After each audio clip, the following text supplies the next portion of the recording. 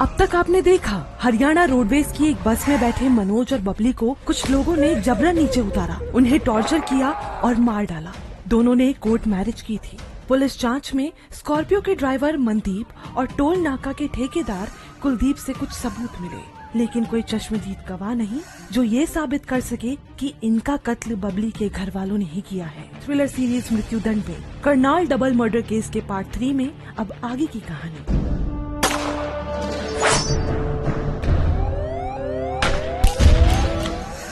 मनोज बबली के कत्ल के 12 दिन बाद 26 जून 2007 की सुबह पुलिस ने स्कॉर्पियो ड्राइवर मनदीप को पकड़ा और पूछताछ शुरू की। इंस्पेक्टर अमरदास के सामने कांपता हुआ मनदीप हाथ जोड़कर बोला, साहब गलती हो गई, मुझे नहीं पता था कि ये लोग किसी को किडनैप करेंगे। इंस्पेक्टर अमरदास ने गुस्से में जमीन पर डंडा पटका और पूछा, कौन लोग?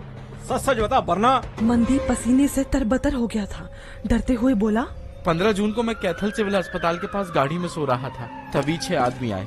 बोले घर की लड़की भाग गई है, पकड़ने अंबाला चलना है। ज्यादा पैसे दिए तो मैं भी चल पड़ा। इंस्पेक्टर ने अब सख्ती से पूछा, उन्होंने कहा और तू चल पड़ा? मनदीप ने जवाब दिया, साहब मेरी बगल की सीट पर 52 से 53 साल का एक आदमी बैठा था। सब उसे गंगाराज ताऊ बोल रहे थे। रास्ते में उसके पास फोन आया और उसने गाड़ी रुकवाई और बोला कि वो दोनों अंबाला नहीं पिपली की तरफ जा रहे हैं। आधे घंटे बाद हम लोग पिपली बस स्टैंड पहुंचे। वहां मोटर गाड़ी पर 3 आदमी आए।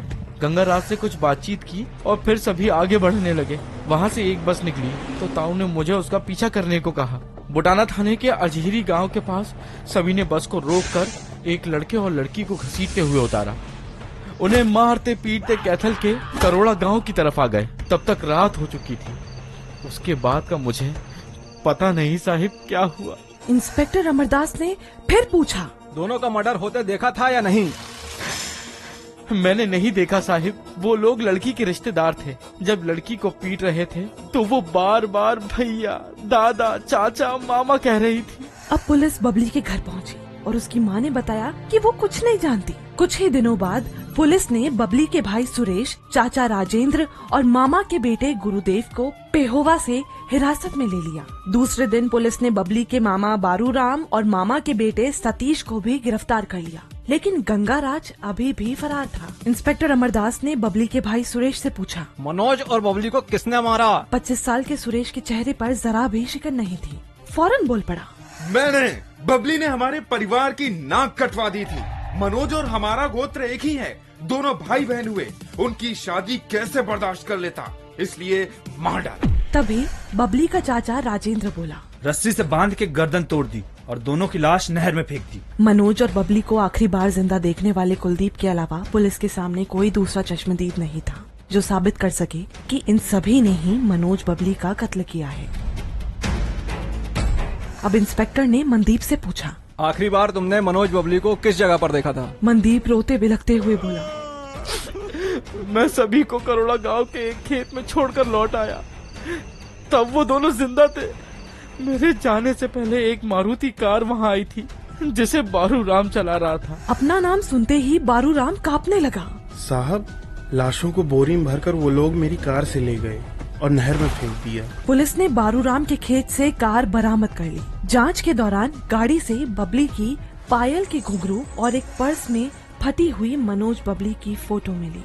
गाड़ी में कई जगह खून के धब्बे थे। इंस्पेक्टर ने इन सभी के सैंपल जांच के लिए भेज दिए। स्कॉर्पियो से रस्सी, लंबे बाल और डंडे मिल चुके थे। सारी कड़ियां जोड़ने के बाद मामला करनाल सेशन कोर्ट पहुंचा। दबाव इतना था कि कोई वकील केस लड़ने को तैयार नहीं था। आखिरकार हिसार के एडवोकेट लाल बहादुर खोवाल ने केस की पैरवी शुरू की। वो बताते हैं कि केस में 3 सेशन जज बदल चुके थे। आखिरकार जज वाणी गोपाल शर्मा की अदालत में केस चला। अब कोर्ट में बहस शुरू हुई। मनोज के वकील खोवाल ने कहा, माय लॉर्ड, मनोज बबली ने अपनी मर्जी से शादी की थी, जो कानूनन हक है। पोस्टमार्टम रिपोर्ट से भी पता चलता है कि दोनों की बेरहमी से हत्या की गई है। बचाव पक्ष के वकील ने टोकते हुए कहा, हुजूर ऐसा कोई सबूत नहीं है कि मर्डर हुआ और इन्हीं लोगों ने किया। नौरनौंद में नहर के पास जो लाश मिली थी वो पहचान के लायक तक नहीं थी। सिर्फ कपड़ों और गहनों से पहचान नहीं हो सकती। खोवाल ने पलटवार किया। क्या डीएनए, फॉरेंसिक और पुलिस जांच सब झूठ है। बबली के भाई ने सल्फास की डिब्बी खुद बरामद करवाई। कार से मिला खून उसकी मां से मैच कर रहा है। माय लॉर्ड, ये बबली की ही लाश थी। 25 मार्च 2010 को जज वाणी गोपाल शर्मा ने सुरेश सहित 7 को दोषी माना और 30 मार्च को गंगाराज को उम्र कैद की सजा दी। 100 पन्नों की जजमेंट में कोर्ट ने आगे कहा, जिस भाई को बहन की रक्षा करनी चाहिए थी, उसने ही रिश्तेदारों संग मिलकर उसकी और उसके पति की हत्या कर दी। जिस बर्बरता से कत्ल किए वो रेयरेस्ट ऑफ रेयर है। इस केस में 52 साल के व्यक्ति की जो सोच है वही 25 साल 30 साल के लोगों की है।